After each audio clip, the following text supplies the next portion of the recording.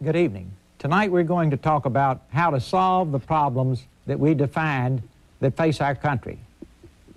I think we can come to the conclusion immediately with this quote: "The arrogance of public officials should be controlled." These are not new words.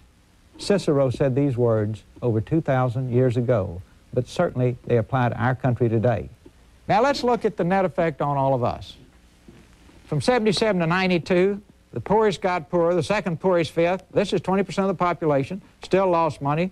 The middle fifth, the three-fifths up, still lost money. When you get to the four-fifths, it's break even. The richest fifth is the only place it went up. Now go to the top 5% and the top 1%. Top 5% improved their incomes by 60%, the top 1% by 138%. Trickle-down economics didn't trickle. Trickle-down economics is basically the idea that if the rich are doing very well, then their success will translate to success for the rest of us. And this is generally done through tax cuts. They have more money to invest in the business, which expands the company, creating more jobs and providing a living for more people. And after all, people need economic incentives so that they'll work harder at their current job because they'll be able to be more successful later. Well, just to show you how fouled up the system is, in the middle of all this, what's happening to our corporate executive salaries compared to those of our industrial competitors who are beating us in head-to-head competition. Here's the ratio between worker compensation and executive compensation in Japan. Here's the ratio in Europe, and here is the ratio in the United States. Trickle-down economics didn't trickle at all, folks. It all stopped right here. That's not good for the companies, that's not good for the stockholders, that's not good for the country, and that leaves us vulnerable. Okay, here's the end result of letting our country decay like this. The 18 to 24-year-old men in this country back in 1980, 18% of them made less than $12,000 a year. In 1990, it's up to 40%. With the women, in 1980, 29% made less than $12,000 a year. Today, 48% make less than $12,000 a year. Keep in mind, the value of the dollar is going down. The number of people making less than $12,000 is going up.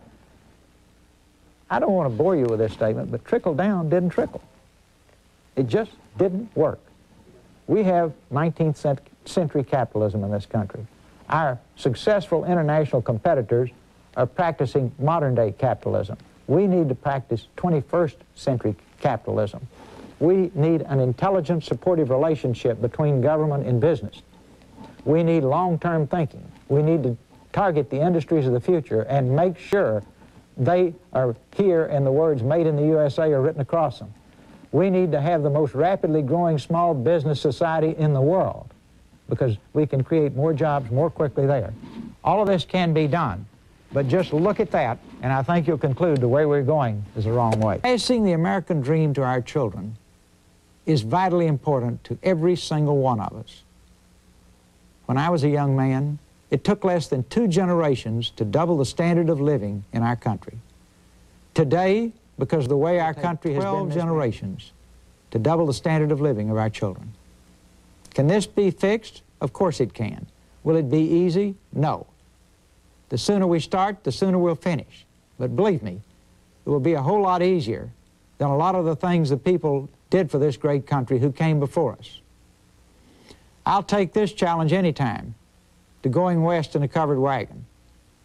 I'll take this challenge anytime over the challenge the people had who fought the revolution and gave us our freedom.